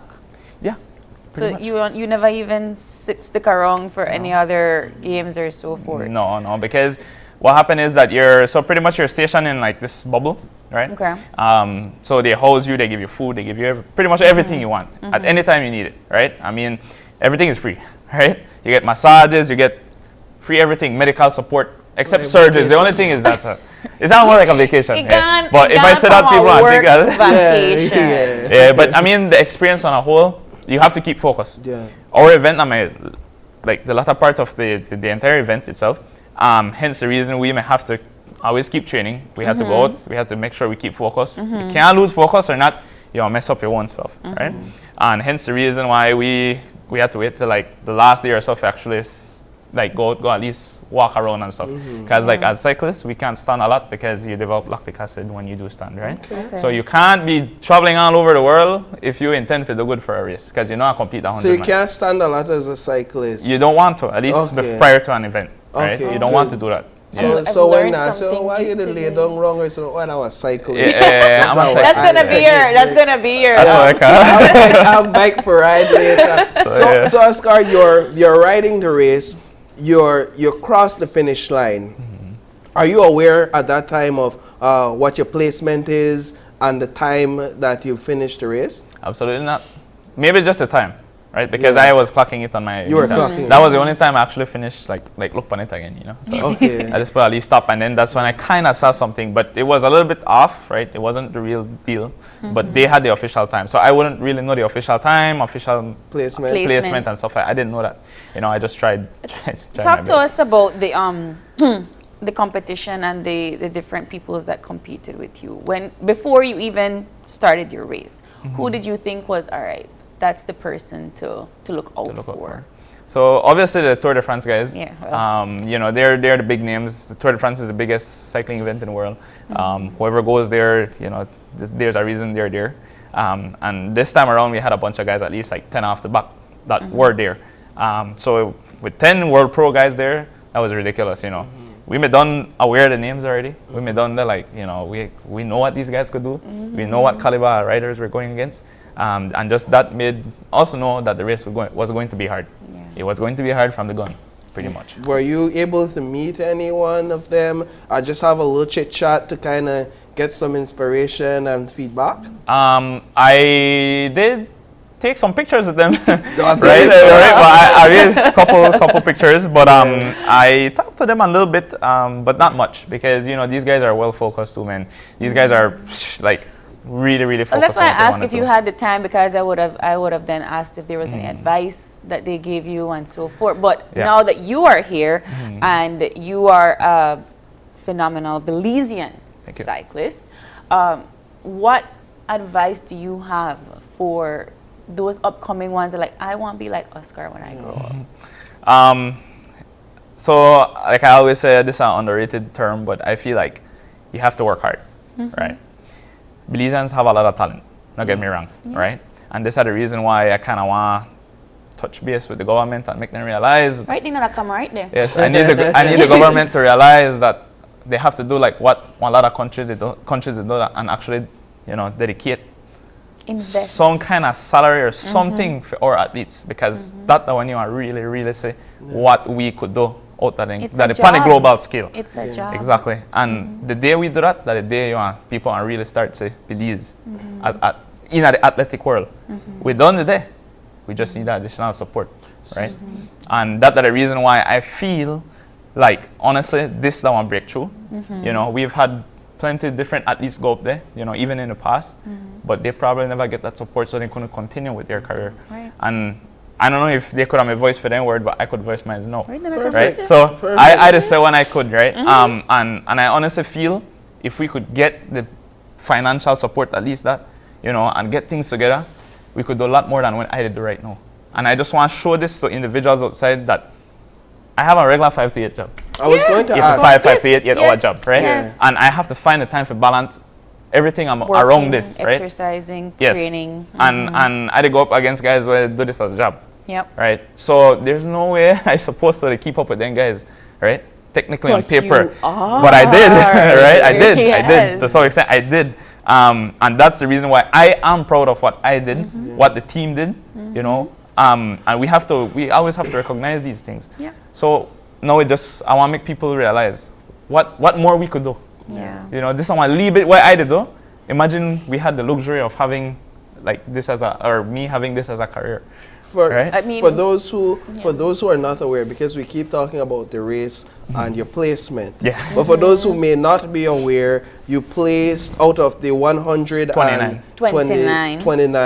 You placed 27th. Yep. And in fact, you were third in terms of Caribbean countries. Yep. So third in Caribbean countries. I'm 29 out over of 129. You are 27. Guys, 27. Yeah, out of 129. Listen, so, you could get it down, play that as much as you want, but in the areas of that matter, that is a big win. And then to emphasize the fact that you're doing all of this, you're doing this or operating at such a high level while having a 9 to 5, or here in Belize, an 8 to 5 job. a 8 to 5 job, and you still have to find the time and to train and to keep your body in shape. For those, just briefly, who may not be familiar with your career and your start, when did that happen and how was that inspired? So, how I got into cycling, I was 14 years old at my high school, and they had this sports day race. I didn't know I like cycling. I was a football fanatic because my family is football freaks. It's very easy. It's very easy to change your athletic taste. Right. And I said, you know what? Let me try this race, and just for fun, and see how it goes. So I happened to get a really decent bike, like a slightly, okay bike. And then I went out and trained, and 2 days before and for the race, I realized that I actually finished top 10 in that race with no kind of training, and I was finishing with the guys that me done already the train. Yeah, the way me done have a cycling background. I think that me done already in the junior category in federation, and I was like, if I could keep up with these guys now, I think I could do good, right? So I said, okay, well, as a kid, I always want do cross country. I used to look up to Shane Vasquez and Jermaine and all these guys at that time, right? And I'd be like, shucks, I really want to be there. I don't know if I could ever finish the race, but I want to try. So I have to make an attempt. And my parents, they went out and be like, okay, when I get your first bike, but don't let you down because no pressure. No pressure. But you have to you can't screw up. You can't screw up. So that's the whole idea. But they believe in me. They got me my first aluminum bike. And from there, I set sail. I was at 14 years old. I started competitively. And from there, 27 now. So I got 13 years, pretty much. Been hard work throughout that 13 years. I never did stop all year round. I ride. I don't stop riding. For the most part, I don't stop riding. I have to ride every day, right? Just to make you get an idea. All year round, I ride. So 13 years straight, I've been doing it. And I still continue. I just to show you the amount of time it takes. It's not an overnight thing. Okay, how much talent you got, you can put in all the hard work, but it takes time, right? You have to believe, and it's a continuous process. So Olympics, When not? When not? Paris? Paris. So we're seeing Oscar at the Olympics. Hopefully. That'll be one of my biggest dreams, to be honest. You know, reaching there, because reaching there is, I don't know. I don't even know if I explain it. Right, and I would imagine Big. At 14, riding in that high school race, you never probably even imagine that you would even be competing. And even sure I finished that race. Right, that race. What has perhaps been a couple of your proudest moments throughout the last 13 years?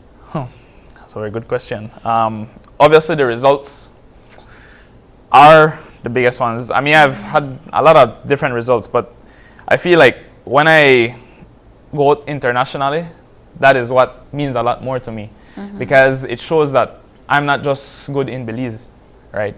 Yeah. And but I could go outside and be good on a global scale, right? Which shows that, again, that Belize have talent, right? We do have what it takes, right?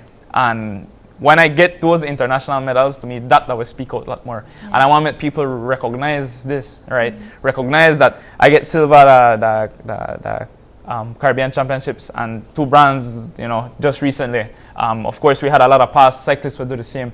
But I want to make people realize that we have to make a move on these kind of stuff. We can't just have talent to sit down there, man. You know, we have to make use of this. You know, just not keep it nationally. Try to execute something with this. Just not leave it there. You know, we have to move. We have to make a move on these kind of stuff. Not for me, because I don't get old. But I know I could put a huge influence on people around, as well as, people around cycling as well as cyclists, right? And I feel like they have to make a start. Maybe eventually I run for president cycling, I don't know. I have to agree with you, and it's not just cycling, it's other sports too. It's other disciplines that, you know what, I have an 8 to 5, but I love this. What you do.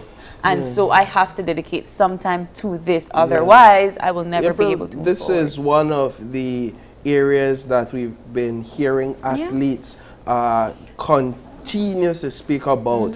Investment in sports, investment in different athletic disciplines. And these are the same athletes, as you've said, that still go out and still perform at a high level. We're talking about not only our cyclists like yourself, we're talking about our volleyball athletes, our basketball athletes, or football athletes. We just had Verdes out there, they qualified in CONCACAF, right? Making history. We're talking about these men have 8 to 5, and so definitely your call for more to be done only compounds the calls that have been made throughout the years. And we do hope that within our lifetime, perhaps we may be the change that our athletics in Belize need to kind of get where we need to be. But Oscar, man, we love you. Final thoughts before we let you go and before we hire you. Okay, bye. So I just want to highlight one thing real quick, based on, you know, yes, we want the support, but also I want to highlight that athletes need to do what they need to do as well. Because I've seen athletes get what they want when they want so they provide them, they give them some sort of reward for nothing, and that doesn't teach you nothing. So then that same individual, they don't do nothing with that. They're like, okay, well, I don't used to get everything what I want, but I know they put in no hard work, so you know, I just stay stagnant. The point is, if you're provided with these opportunities, make the best out of it. Do what you can do when you can, because you never know when you get another opportunity again. And that's how I think, right? When I go outside internationally, I don't know where I could do, but I train hard for it and I treat it like I'm my last, right? And well, thankfully I get results. I have one more question. I'm not sure if it's appropriate, but I really want to know. Why cyclists shave their legs? Why? It's a legitimate question. Everybody. Yeah. Why? Nobody likes saying hair money at times. No, man. Aerodynamics, does it? Yeah, you have to do it aerodynamics. But on the technical side, the science part, the aerodynamics, it helps. And then the hair, actually, like if you get an accident and you get like abrasions, the reason why they shave your leg is because the hair have a lot of bacteria and stuff, and it can infect the same wound. So when you shave it, the doctor not have to share it for you. Yeah. You don't have to share it.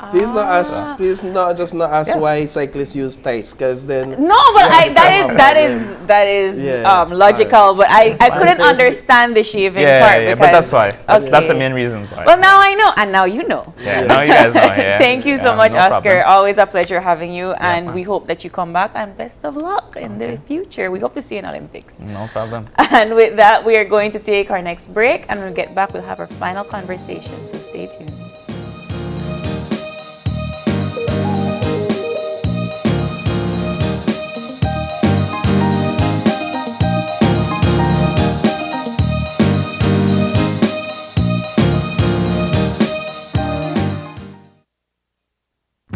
With eCash, bill payment is extremely convenient, and all utility companies accept eCash payments. What's even better? You get to split bills with your roommates, siblings, or whoever you desire. Simply open your eCash app, go to Bill Pay, tap the respective utility company, enter the information, and pay the bill. Then tap the transaction made. Tap Split the bill. Select Evenly. Send the request to who you are splitting the bill with, and get notified when they pay. Talk about making life easy and avoiding confusion. You can split the bill for restaurants, grocery stores, and for any eCash payment you make. To find your next yummy meal, hair treatment, or chill spot, simply open the app and utilize the geolocation service to see nearby businesses that accept eCash.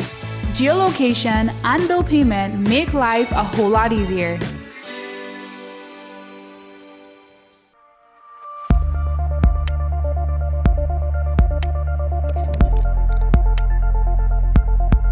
Environmentally degradable plastics, or EDP, are plastics that are affected by a combination of environmental conditions that cause the plastic to break down within an acceptable time frame. They are specifically designed to degrade into carbon dioxide, water, and other biomass substances. The level of breakdown can vary based on standard test methods appropriate to the plastic. Click on the link below to see what you can do to help end the nightmare of single-use plastics. I'm Alison Castillo, and now you know.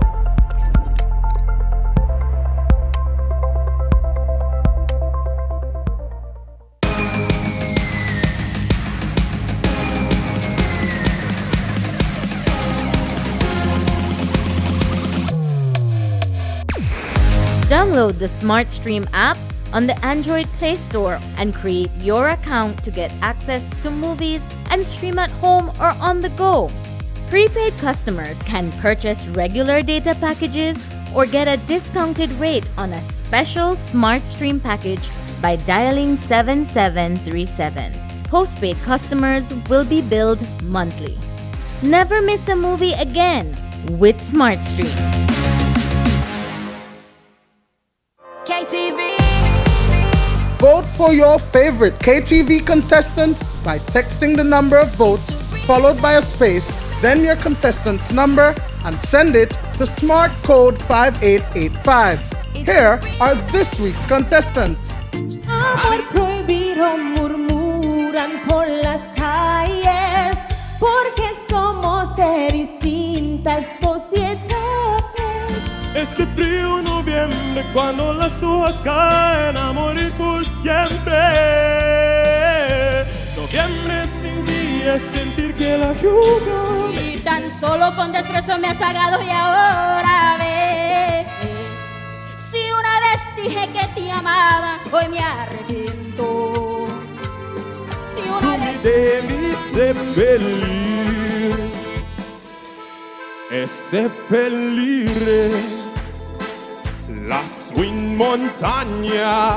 A veces solo una gota puede vencer la sequía. ¿Y para qué llorar? ¿Para qué? Remember, voting ends on Sunday at midnight. And don't forget to tune in every Tuesday live only on 5.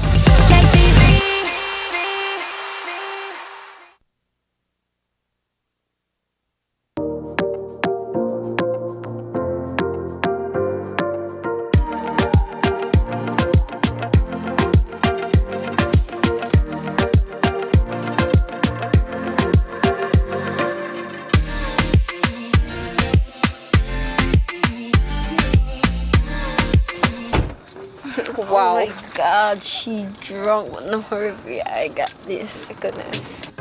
Oh my gosh, it's the Alice. Being the hardest. The hardest. But you had way more than 2 drinks tonight, love, which is a legal limit to drive. What about you? Can you drive? Well, I was drinking soft drink all night, so I can drive her home. Thanks, Bree. Of course, Tricia, you know I got you. You're my girl. That's what I like to see. Friends don't let friends drive drunk, cause you can't replay in a real life. Stig says so.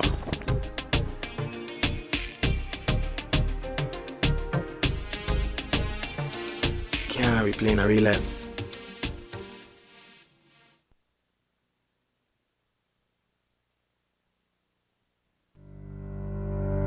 Reduce your risk of viral illness like the flu or the coronavirus. Wash your hands frequently with soap and water or with an alcohol-based hand sanitizer.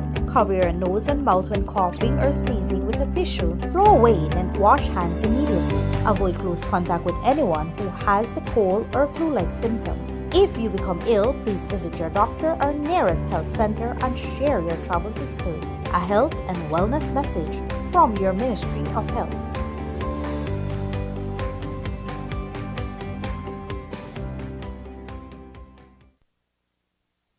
Are you looking for low-cost television advertising? Have we got a deal for you? Advertise on Channel 5's Daily Classifieds. Channel 5's Daily Classifieds is one of the most effective methods for introducing yourself and your business to the community. Use our Daily Classifieds to recruit employees, promote specials, promote your products or services, promote a business opportunity, increase traffic to your website, and advertise items you have for sale. Let us help you to save valuable time and money. Call us today at 280-0013 or visit us at our offices on Coney Drive to discuss how we can help your business grow affordably. Channel 5 Daily Classifieds. Advertise today.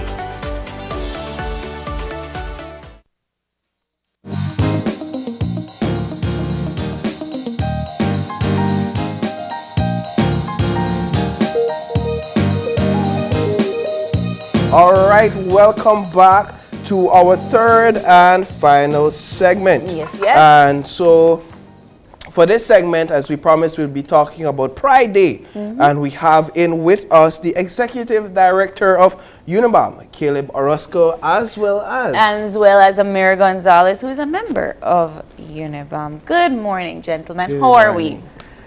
I am relieved. You are relieved? I got here, I walked here, and there was no drama. Oh, dude, Wow. I don't tell you already. It's a mellow Thursday morning. The sun is shining in Belize today because of the parts of the rain.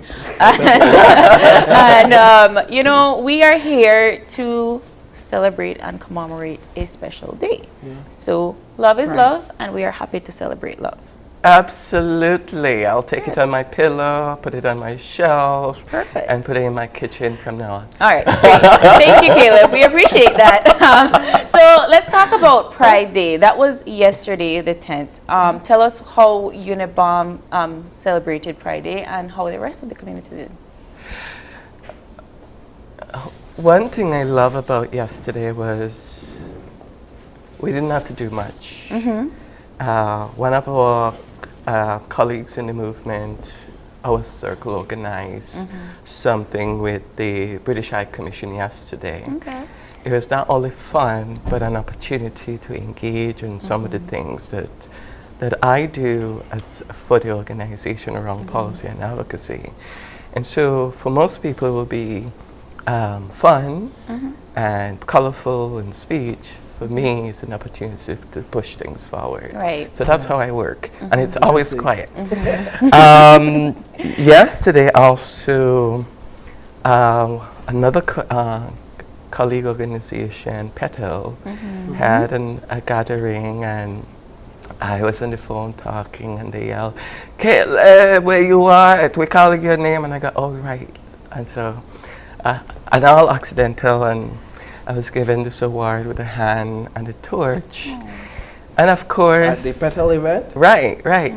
And of course, I had to make a joke of it. And would it be Caleb? If I don't know if that may be appropriate for I was stopped right there. Yeah, okay. And only used the word D, and I said I thought I was going to get the D, and people don't go into the gutter. So let's have a conversation with Paul is like, all right, we need to segue from TV because this is still open your eyes. But no, Caleb needs some coffee this morning. So the point was, what I loved about the event was it was from my community.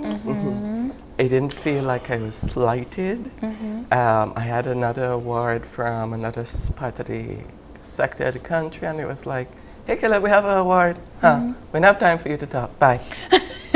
so that kind of slight, especially from straight people, while it's not very disrespectful, it's insulting to the sacrifices and the concerns of our population. I never forgot that. But last night, I think about 40 people, I could say about 40 people showed up. They listened, they laughed, they took pictures. We even had a song, Girls Wanna Have Fun, and I go, yeah, what about work? No,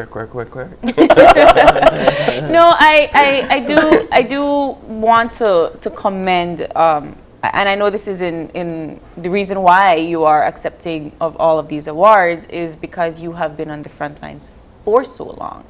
And that is to be commended, that is to be given respect, and I believe that your community does appreciate that, and your membership is growing. So I want to kind of segue to America, as America, like, we shouldn't have a parade, but like, we will get there eventually. But speak to us about your membership, and speak to us about how you, because yes, it is Pride Day, but there is also Pride Month. So can we talk about the festivities and events and what you guys plan to do for the rest of the month? Right. So I think that in terms of membership across the country, right, from the very north in Quiroz all the way to Toledo, we have gay, lesbian, bisexual, transgendered, of all colors and different sizes, right? I believe that many people, they go along with the American Pride Month, which is in June, and they don't really know that August is our Pride Month. But we are trying to promote that August is Pride Month for us here in Belize because of the constitutional challenge that Caleb took on, right? I was going to ask, why is it in August versus commemorating it in June? Well, first of all, we're not America. Central Americans. Second of all, we have our own culture and our own history that goes back a couple centuries in Belize. What my friend here and board member didn't say is that one of the things I love about opportunities is that his mom, maybe a couple months ago, I was able to drive her to court, and I have a big thing about women, and I go, remember now we need to treat her like a queen, make her comfortable. Well, I wasn't expecting the benefits of complimenting a woman. Next thing I know, she says, let's go eat, and I'm like, sure, free food, no problem.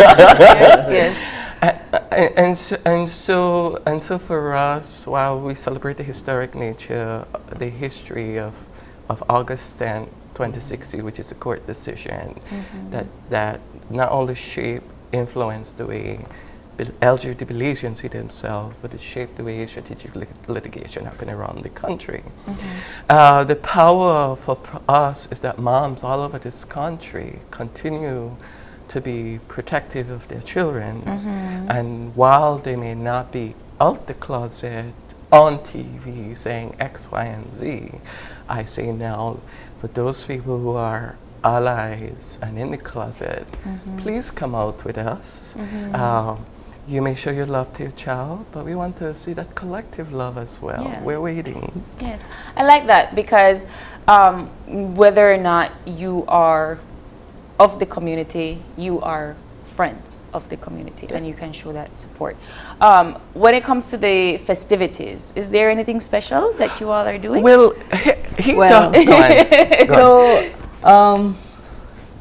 I think that one of the best, what we expect from people is that they know that it's Pride Month and show it on social media. Okay. I think that is the best because, as I mentioned earlier, we would have liked to have a huge parade or several different events, but the resources this time around were not sufficient to be able to do so. But perhaps next year we will be having much more events. Apart from that, there are organizations that are having workshops and so forth for community members, yes. Well, he forgets that he is the rebel or instigator of this thing called the march, the Pride March. And we've been having this discussion about how do we do that? Do we include moms and bands and allies and the community? And so that would be the icing on the cake because as one of our member community said, we have arrived. I'm saying we not only arrive, we're now expressing ourselves upon arrival. Yes. So are we hoping for one of those events, hopefully this month, before the month? No pressure. No pressure or anything. We're already in the second week of August, but okay. Well, is that something where... So if there's a brazen mom out there or a brazen ally out there who goes, let's go do this, pick up the phone and call me. I have no problems running with you. But as you know, COVID hit. 2022 is a year of trauma, but it's also the year of change and opportunity and transformation. And I'm hoping 2022 would bring us to 2023, and we will have that collective love that is so powerful and needed in this country. Go ahead. Before we change the topic, if you want to put on the rainbow flag outside your house, or if you want to light up your house in the different rainbow colors, or if you even want to do a special pride message and put it on social media, this would be the time to do it. And they could tag whichever the organization, but my job really is to collect the numbers, archive it. I literally have 15 years of movement building on one hard drive, for example. So in this month, as we continue celebrating Pride Month, how is it that you guys will continue to highlight the need for continued advocacy where your cause is concerned? Are there activities being planned to that end? Well, for us, Pride in August is a special focus on our history and concerns. But I want to be clear, for us, it's not just LGBT pride, it's a discussion about solidarity. It's also a discussion about how do we express pride in our citizenship and how do we take responsibility and give life to that citizenship in this country. For us, pride as a through an intersectional lens, we know that I'm just one heart attack away from disability. So we can't forget our folks in the disability community. I know that when it comes to women and the tone policing and the body policing that they go through, we can't forget women because we go through the tone policing and the body policing in this country. When it comes to older person, the same apply, but on the poor, we must not forget that this referendum being discussed is for me a discussion, a test on our attitude around anti-blackness, and it's also a test as to how the poor is treated, or in this case criminalized for being poor. And I say that because the idea that you are poor, you are arrested for a stick of weed, and you have to waste a lot of time in court for that stick of weed, have your life damaged, is cause for concern in an environment where 52% of our people are poor. It's cause for concern when we discuss climate change, where 54% of our people live in climate vulnerable areas where those same people depend on agriculture and tourism for the living in those areas. So those are all the issues. I'm glad you highlighted those, because whenever people see UniBAM and they see Caleb, they only think about one thing. But it's not only the concerns of your community. Exactly, it is the concern of all of the marginalized minority communities. And I'm glad you brought that up, because then it kind of shifts focus to not just the rights of certain people, but the rights of all people. But that's a reflection of collective bias or collective bigotry. Right. But I wanted to express the highlight of you talking about all of these communities, right? Because we always forget. You know, exactly what you said. It's a routine that we do in this country, and it's to be commended that it's the representation of all groups and all minorities. And I applaud the efforts. And I don't tell you where they have to love. They have to love, no, they have to fight. But what I want to highlight that it is Pride Month for Belize, and it is because of the constitutional challenges that we've had in the country, right? Is there anything that we can expect in terms of the entire community, UniBAM, Petal, our circle, to come out and do something collectively as a group? That is a discussion on strategic communication. And so for me, it's not just you show up because somebody tell you to come on TV. It's the delivery of the message, talking about song bits, and we want to have control or the freedom to express the images the way we want. The struggle right now is that we work in an environment where governance is seen through a heteronormative lens or a true straight people lens. And the struggle there is to break down these unconscious biases that operate in the system.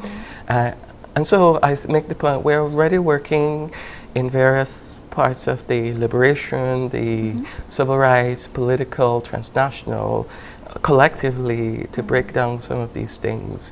And so the challenge for us now is to sustain intentionally our concerns, for example, around reform and being integrated into the economic development and policies and plan framework, and to ensure that when we think about planning and policy and legislation, we express our solidarity through engagement. And while that is at the greater end of the spectrum, since the court ruling, how would you say have we as a nation progressed in embracing the freedom of expression? Agreed. Well, I have to point to him because he puts a lot of grown adults to shame. Does he? How, Caleb? Please explain. Yeah, tell me how. How do you put grown adults to shame? Well, first he helps his mom with a small business that they have. That's really important when we're discussing economic livelihood issues and its impact on our community. And that's a good example where the issues of women and our concerns for economic independence merge immediately. But in that same sense, there is no safety net, no government assistance, nothing to protect that income as it comes along. And he would say, I'm pointing out how the floods this week ended up flooding their very shop. So they can go and ask government for a subsidy to cover the damage. They have to deal with that. So that's a burden. But that's an example of how things are moving. Separately, why I say he puts grown adults to shame is that when he was in high school and he put on his uniform, he took his suspension with a backbone, and not like some of these politicians I meet who tend to attend the University of Spineless Thought. He showed a backbone, said what he said, took his suspension. Yes, he was angry about it, but he stood up for his principle and never regretted it. The other part of that is he isn't well, he's going to go out there and be me. I'm looking at you because I'm waiting for a response.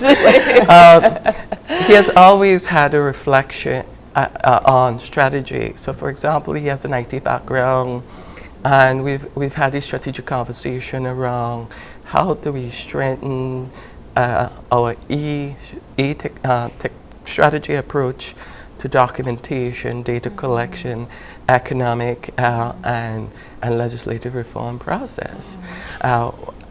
He's also helping us out with looking at economic livelihood issues through a technology lens. So in that regard, he puts a lot of grown adults to shame because he's investing the time and energy while everybody else is making a comment on social media. So then talk to us. Tell us about that progress. Well, just to add a little bit to what Caleb was saying, that I guess he didn't say, but while growing up, since the constitutional challenge, I've had to, I was in high school and I had to endure being silenced by my other peers. Apart from that, traveling to school, being on the bus, I had to stand up to a couple of people that were talking bad about the community, and I had to be a voice for the voiceless. Every now and then I get to talk to other persons that want to know more, so that is how I assist. I also, because Caleb mentioned my background in information technology, what I try to do is try to provide information through that perspective, as in things need to be modernized. Yes. Now, you're moving in a new era. Right, we're moving into a new era. Life is changing so quickly, and we don't have resources to waste. So in that perspective, we try to use as much as possible to develop from where we are. Yeah. So while Amir may be small in stature, what I'm hearing is that he's larger giant, than life in the community. A giant in the struggle. Yes, but we're wrapping up very quickly, then don't tell me that time. So just for our viewers, final thoughts, final words, Pride Day, Pride Month. For me, it's really express your support visibly. For me, we have the UniBAM business on Instagram, UniBAM support on Twitter. We have Facebook. Show your support and tag us in your images, for example. The second thing is put in the work, because everybody have a function around social dialogue, and hold people to account, call them out for their behavior, and recognize or whatever attitude that you have. Please remember, it affects the way children see us, and you carry those attitudes in the next generation. We need to dismantle systems of oppression. So please put in the work. Amir? Well, I would say share the love. If you are able to record a short message, share it on social media, tag your friends, use the rainbow colors. If you want, you can always wear the UniBAM wristbands. And also, it would be nice if parliamentarians would give a little speech, a short video to show their support and know to their voters that, listen, we care about the LGBT community as well. We got a comment from parliamentarians last year.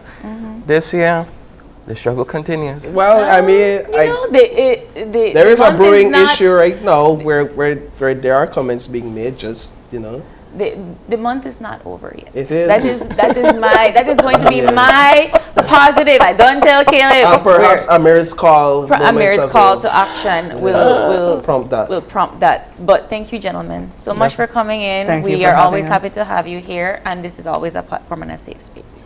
Yes. And with that, we are going to take our final break, and we will be back for wrap up. So stay tuned.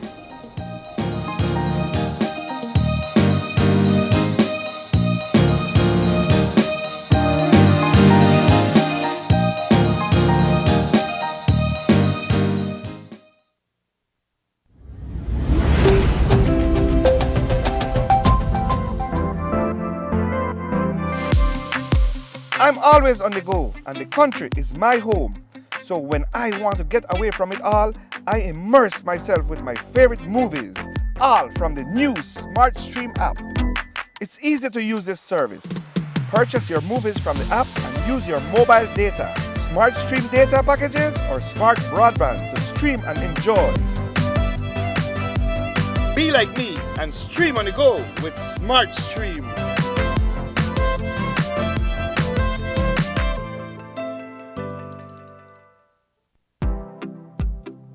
Thank you for supporting us throughout our journey over the years. Thank you for helping us to expand and improve our products and services. Thank you for allowing us to form new partnerships and develop new and exciting promotions. And thank you for being patient with us during these changing times. As we continue our journey, we would like to say thank you for giving us the opportunity to serve you. Belize, celebrating 75 years. Quality and savings. Quality and savings. Your life just got a lot less complicated with Belize Bank contactless MasterCard debit card. Introducing our standard debit and MasterCard Platinum debit cards. Now you can make purchases anywhere MasterCard is accepted with one tap, pay and go. Your contactless card never has to leave your hands, especially in these times. And your card is embedded with multiple layers of security. Platinum card holders get to enjoy extra benefits like price protection, purchase protection, trip inconvenience, and luggage protection, just to name a few. Start enjoying a cashless lifestyle today with the Belize Bank. The Miss Belize pageant is back. Find out who will represent us at the most important pageant in the world, Miss Universe. It takes place on Saturday, August 13th at 8:30 p.m. at the Bliss Center for the Performing Arts. Watch it live right here on Channel 5 or on our Facebook and YouTube pages. It's an event you won't want to miss.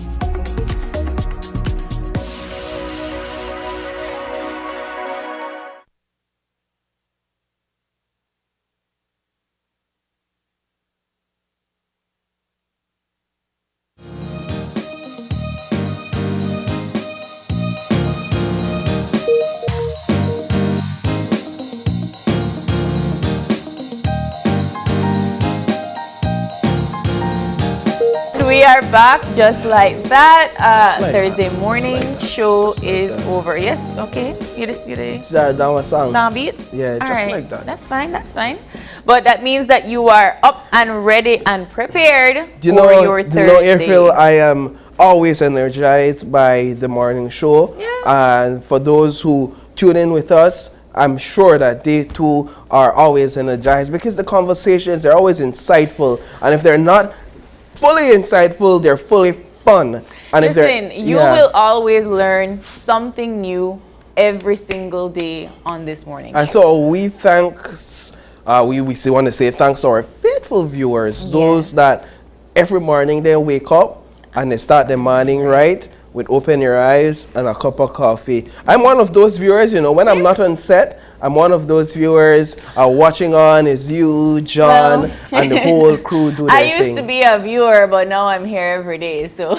right, now you're I'll here watch every the day. reruns. Yeah, and I think some days you intentionally miss just so that you could be a viewer. Be a viewer again, like, man, I miss being a viewer. Another call tomorrow. Not tell me, boss, that she can't be like, she never sick. But no, it's always wonderful to wake up with all of you, and of course with you, my co-host, to start the day and to talk to everybody. Like we just learned why cyclists shave their legs. Did you need to know that? Probably not, but now you know, do. Right? But April, so we learned why cyclists shave their legs during that conversation with, of course, now a world-renowned, I call him world-renowned cyclist, Oscar Quiroz.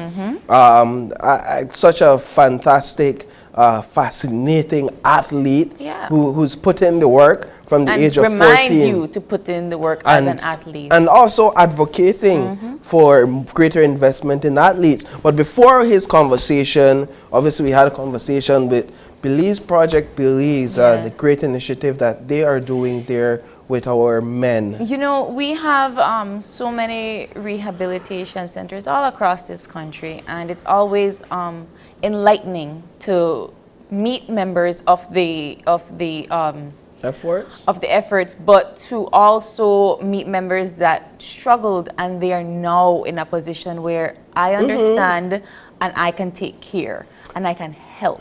And that is what I really, really enjoyed about that conversation. We've had, and I love that about these types of conversations. Whenever we have these types of conversations with these organizations, I'm always excited to hear the stories of those who are on set, because you find out that in most of these cases that these persons that are taking the lead, that are at the helm, went through some of the same struggles, and then you hear the story, like we heard the story of Mario, and it's like, okay, so he went in, he sought help, not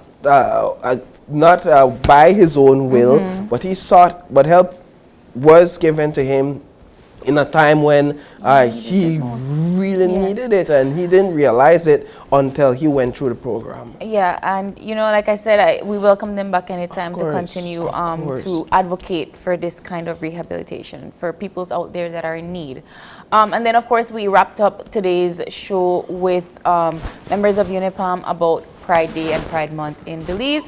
You know, I always talk about love is love, and we want to be able to be advocates to spread that love and to just be the keepers of your fellow human being that is beside you. Everybody deserves to be loved in their own way. So I want to thank them for coming in the show for this morning, but we gotta go.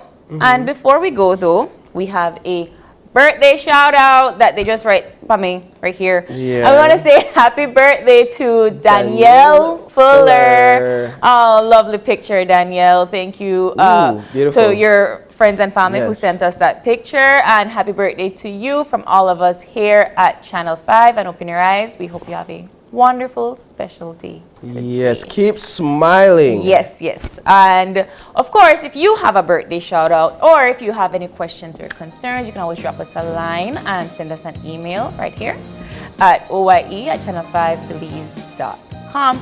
And of course, you can always check out our live streams on Facebook at Open Your Eyes BZ and our highlights from our shows on Instagram at OYE Belize. We thank you so much for stopping by this morning. You open your eyes and you start your morning right with us.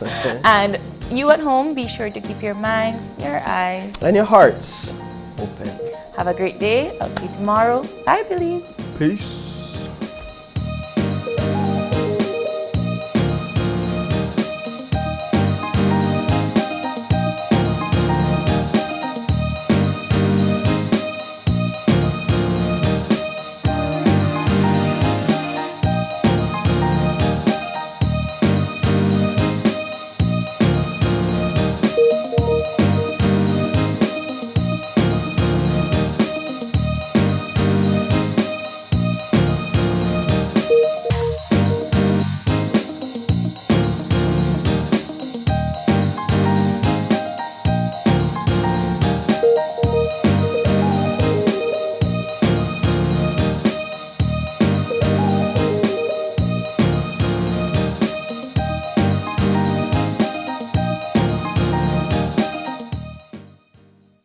Open Your Eyes was brought to you by the Belize Bank.